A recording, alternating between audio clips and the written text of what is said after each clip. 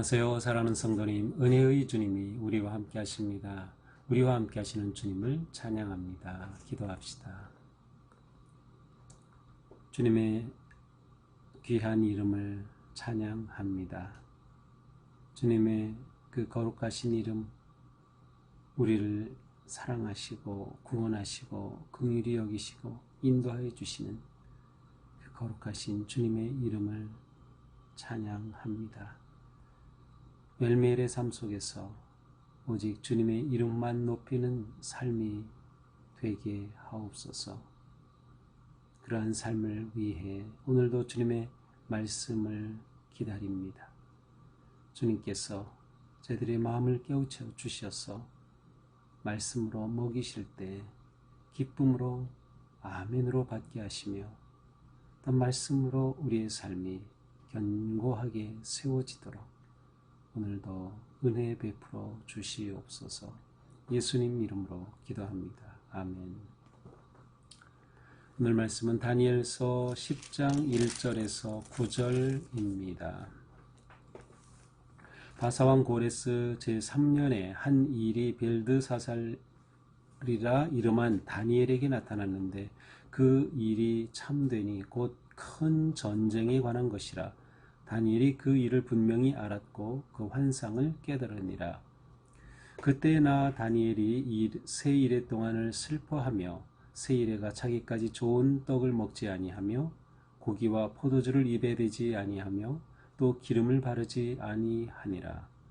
셋째 달 24일에 내가 hit대겔이라 하는 큰 강가에 있었는데 그때 내가 눈을 들어 바라본즉 한 사람이 세마포 옷을 입었고 허리에는 우바스 순금띠를 띠었더라. 그의 몸은 황옥 같고 그의 얼굴은 번갯빛 같고 그의 눈은 횃불 같고 그의 팔과 발은 빛난 놋과 같고 그의 말소리는 무리의 소리와 같더라.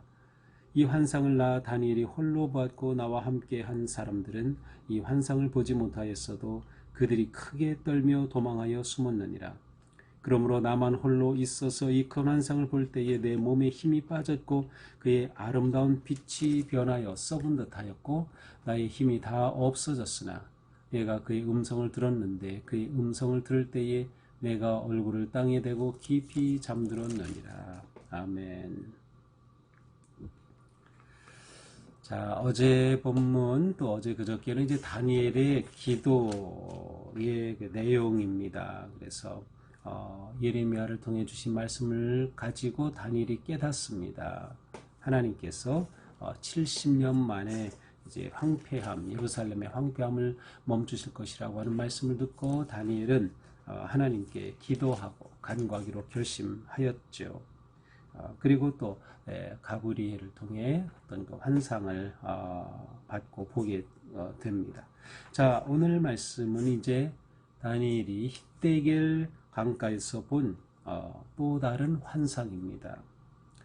1절 이렇게 시작되죠. 바사왕 고레스 3년에 한 일이 벨드사살이라 이름한 다니엘에게 나타났는데 그 일이 참되니 곧 큰 전쟁에 관한 것이라.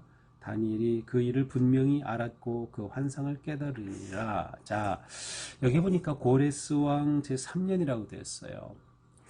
사실 다니엘서 처음 시작할 때 1장 21절에 가서 보면 다니엘이 일한 것은 고레스 왕 원년까지 활동한 것으로 되어 있어요. 고레스 왕 원년, 고레스 왕이 새로운 바사 제국의 왕으로 등극한 그 해까지. 그런데 여기서는 고레스 왕 3년으로 나와 있어요. 이것은 아마도 다니엘서가 이 3이라고 하는 숫자를 굉장히 의미 있게 사용하는 것 같습니다. 예를 들면 1장 1절에서는 여호야김 왕 제3년에 또 8장 1절에서는 벨드사살 3년에 이렇게 해서 3년이라는 숫자를 의미 있게 사용하는데 물론 그 왜 3이라는 숫자를 의미 있게 사용하는지는 뭐 정확히는 알 수 없어요. 하지만 아마도 이것은 하나님의 때 어떤 하나님께서 일하시는 신적인 시간을 나타내는 그런 의미를 담고 있지 않나 이렇게 생각해 볼 수 있어요. 자, 이렇게 고레스 왕 3년에 한 일이 다니엘에게 나타났습니다. 자, 1절은 다니엘이 말하는 것이 아니라 제3자가 다니엘에 관해 보고하는 그러한 형식입니다. 그래서 고레스왕 3년에 한 일이 다니엘에게 나타났다. 그런데 이 일은 진실한 것인데 그 내용이 무엇인가 하면 곧 큰 전쟁에 관한 것이라. 큰 전쟁에, 다시 말하면 극심한 이제 환란의 시대가 온다는 것입니다. 자, 10장부터 12장 4절까지는 큰 하나의 덩어리로 되어 있어요.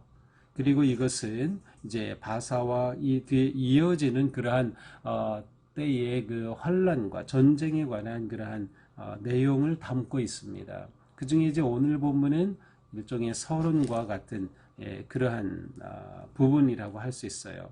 자, 그래서 이 큰 전쟁에 관한 그러한 놀라운 일을 보여주고 깨닫게 됩니다. 그래서 그 일을 분명히 다니엘이 알았고 그 환상을 깨달았다. 자, 이렇게 보고를 하고 나서 2절 다니엘이 직접 말하는 형식입니다. 2절 그때에 나 다니엘이 세 일 동안 슬퍼하며, 자, 세 일에는 21일이죠. 7 곱하기 3이니까 슬퍼하면서 세 일회가 차기까지 무슨 일을 하였어요? 좋은 떡을 먹지 아니하고 고기와 포도주를 입에 대지 아니하고 기름을 바르지 아니하니라. 다니엘은 하나님께서 이스라엘을 향해 가지고 계신 그 뜻을 보고, 그러나 지금 그들이 이 하나님의 큰 뜻을 이루기에 너무나도 부끄러운 그러한 민족임을, 하나님을 배반하였음을, 떠나 있음을, 하나님께 나가지 못함을 놓고 하나님께 긍휼을 구하며 간절히 기도하였습니다. 그런데 다니엘이 또 세 일회 동안을 슬퍼하면서 기도해요. 영적인 가슴앓이를 하는 것이죠. 이번에는 금식하며 기도하는 것이에요. 좋은 떡을 먹지 않습니다. 고기와 포도주를 입에 대지 않습니다. 기름을 바르지 않습니다. 자, 이 기간이 언제인가? 4절에 보니까 첫째 달 24일에 내가 히데길이라 하는 큰 강가에 있었는데, 자, 첫째 달은 이스라엘 백성들의 첫째 달 니산월입니다. 24일에 히데길이라고 하는 곳에서 하나님으로부터 놀라운 이러한 응답을 받게 된 거예요. 무엇에 대한 응답? 세일의 금식 기도에 대한 응답. 자, 그러니까 첫째 달 24일에 받았으니까 이 기도가 언제 시작되었을까요? 첫째 달 4일에 시작이 되었어요. 그래서 21일 동안, 세일 동안 금식하며 기도했던 것이죠. 자, 그런데 여기서 중요한 것은 니산월 첫째 달 14일은 6월절입니다. 그리고 그 다음 15일부터 한 주 동안은 무교절이에요. 무교병을 먹는 절기. 자, 그러니까 지금 다니엘이 세일 동안 금식한 그 절 기간 안에는 6월절이 들어있고 무교절이 들어있는 상황이었어요. 그런데 이 절기, 무교절은 6월절은 이스라엘 백성들이 출애굽한 그 놀라운 하나님의 기적의 은혜, 구원과 해방의 그 역사를 기념하는 그러한 절기이죠. 그런데 이 절기 동안 다니엘은 금식을 하였음을 알 수 있어요. 그러니까 오늘 이 말씀의 초점은 왜 다니엘이 절기를 안 지켰을까가 아니고, 그가 이러한 상황 속에서 이렇게까지 하나님 앞에 간절하게 매달리며 기도했음을 보여주고 있습니다. 그래서 24일에 마침내 하나님의 응답을 듣게 된 것이에요. 히데겔이라고 하는 큰 강가에서 받았죠. 근데 이제 내일 본문에 가서 보면 왜 21일이 걸려나를 알 수 있어요. 다니엘이 기도하자 즉각적으로 하나님께서는 응답을 해 주시는데, 중간에 하나님께서 응답을 보내주시는 그 존재가, 천상의 존재가 다니엘에게 오다가 그만 막히고 말았어요. 21일 동안 막혀 있었던 거죠. 그것은 군주가 막고 있었기 때문이다. 그렇게 나와 있어요. 그래서 21일의 기간인 다니엘이 딱 20일을 작정하고 한 것인지 아니면 응답을 받기까지인지는 정확하지 않지만 이 내용으로 볼 때는 다니엘이 나중에 이제 응답을 받고 그날 보니 21일 동안 이렇게 하였다 하는 것을 알 수 있어요.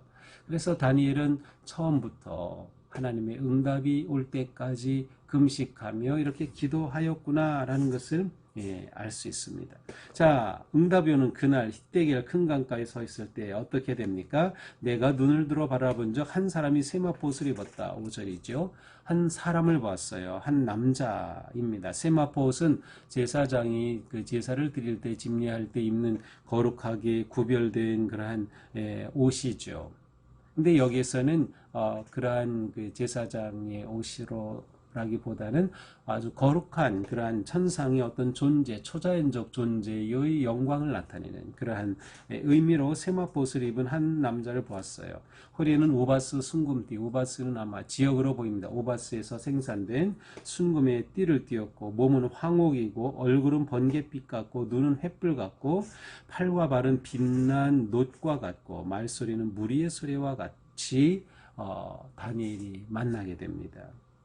자, 이러한 표현, 6절에 나오는 이러한 표현은 에스겔 선지자가 그발 강가에서 보았던 그러한 그 짐승들의 모습하고 그 내용이 거의 흡사합니다. 여기에 표현되는 황옥 같은 번갯빛 횃불 같은 또 빛나는 놋 말소리 이런 것들이 아주 흡사합니다. 그리고 이것은 또 요한계시록에 나오는 그러한 인자에 대한 묘사와 아주 유사하죠.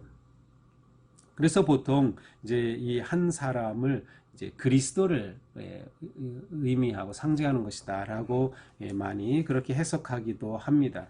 하지만 이미 우리는 그 다니엘이 환상을 보고 가브리엘이라고 하는 천사를 통해서 이 그 환상의 그 해석을 받게 되고 했던 것을 보면은 이것도 그것과 연결되는 것이에요. 그래서 여기에서 나타나는 한 사람을 꼭 예수 그리스도의 상징이다라고 보기보다는 뭐 그래도 그렇게 한다고 해서 뭐 잘못됐다라기보다는 다니엘의 기도에 대한 응답으로 하나님께서 보내신 어떤 천상의 존재 아니면 가브리엘이라고 딱 나오진 않지만 그와 같은 존재로 보는 것이 전체 문맥상으로 좋을 것 같습니다. 자, 그렇게 이제 다니엘의 기도 가운데 응답이 온 것이죠. 근데 7절을 보니까 다니엘은 이 환상을 혼자 보았어요.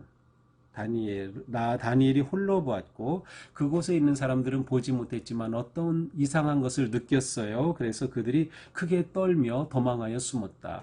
다니엘과 함께 있던 사람들은 보지는 못했지만 이 이상한 느낌을 받고 두려워서 숨었습니다.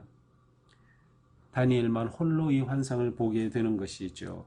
8절 그러므로 나만 홀로 있어 이 큰 환상을 볼 때 내 몸에 힘이 빠졌고 나의 아름다운 빛이 변하여 썩은 듯하였고 나 힘이 다 없어졌으나 근데 이것은 다니엘이 환상에 대한 해석을 들을 때 또 이런 신적인 하나님께서 이제 천사를 보내서 나타나시는 그때 경험하는 아니면 보이는 반응의 특징인 것 같아요. 앞에서도 똑같은 모습들이 나오죠. 그래서 앞에서도 이제 깊은 잠에 들고 쓰러지고 하는 그런 것들이 있었는데 여기서도 똑같은 현상이 나타납니다. 몸에 힘이 빠졌고요.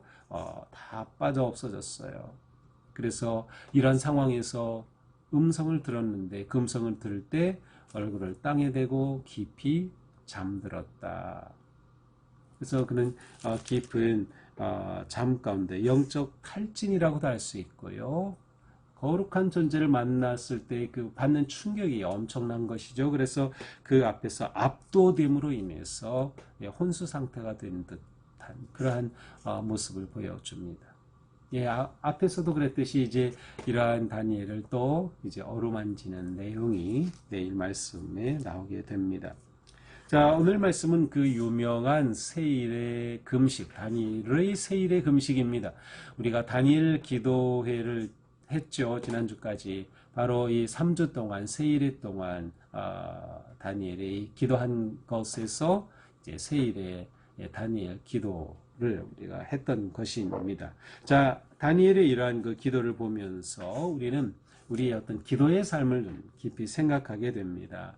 가장 중요한 것은 기도가 살 길이다 라고 하는 것이에요. 기도가 살 길이다.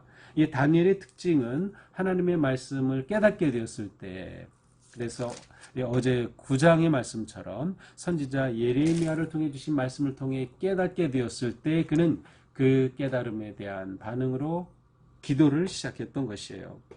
그리고 오늘 환상은 그 기도 후에 하나님께서 주시는 응답의 환상입니다.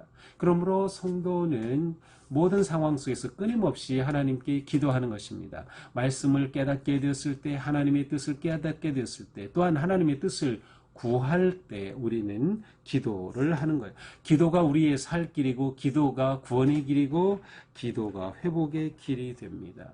기도를 통해서 우리는 다니엘처럼 깊은 영적인 체험을 하게 되는 것이죠. 하나님은 전심으로 구하는 자에게 응답하신다는 거예요. 다니엘은 기도가 이미 시작했을 때, 또 9장에서도 이미 기도가 되자 곧장 응답이 찾아오기 시작합니다. 하나님께서는 그렇게 출발하셨어요. 그런데 그 응답을 구체적으로 받기까지는 시간이 걸렸어요.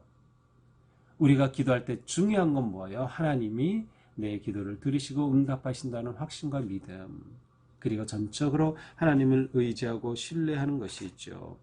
우리는 기도로 열어가고 기도로 살아갑니다. 우리 교회도 마찬가지입니다. 기도로 교회가 세워져 갑니다. 기도로 교회가 건강하게 부흥하게 되는 것이죠. 기도가 살 길입니다. 특별히 다니엘은 민족의 고난 가운데 지금 나라가 망해서 이렇게 포로로 잡혀오고 예루살렘은 다 황폐가 되고 성전은 무너지고 하는 이러한 상황 속에서 다니엘은 그 민족의 아픔과 절망을 붙잡고 기도한 것이죠. 그리스도인은 언제나 나라와 민족을 위해 기도하였던 사람들입니다.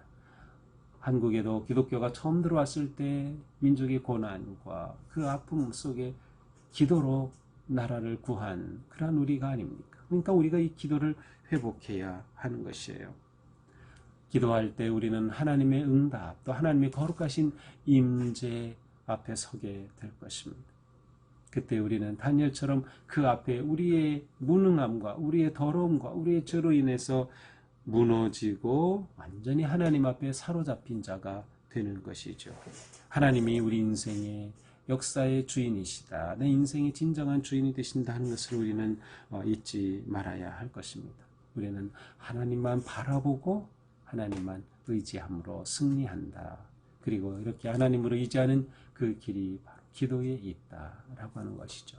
우리도 다니엘처럼 기도의 사람, 전적으로 하나님을 의지하고 하나님의 능력으로 살아가는 그런 복된 성도들이 되기를 축복합니다. 기도합시다. 주님 감사합니다. 오늘 말씀으로 저희들을 깨우쳐 주시니 감사합니다. 주님, 저희가 할 일은 기도, 저희가 하나님 앞에 설 모습은 바로 기도인 것을 다시금 깨우쳐 주셨습니다. 주님, 저희가 진정으로 기도의 사람 되게 하옵소서. 무릎을 꿇게 하옵소서. 다니엘이 금식하며 기도했듯 온전히 하나님만 의지하고 하나님을 구하고 하나님께 맡긴 저희들의 삶 되게 하여 주시옵소서. 우리의 삶의 위기와 고난과 역경 속에서 혼돈 속에서 기도하게 하옵소서. 민족의 아픔과 고통 속에서 기도하게 하옵소서. 응답하시는 하나님을 신뢰하며 믿음으로 끝까지 인내하며 기도할 때 하나님의 놀라우신 응답의 역사가 우리 가운데 큰 기쁨이 되는 복된 삶 되게 하여 주시옵소서. 오늘도 온종일 하루를 기도하는 마음으로 살아가게 하여 주옵소서. 예수님 이름으로 기도합니다. 아멘.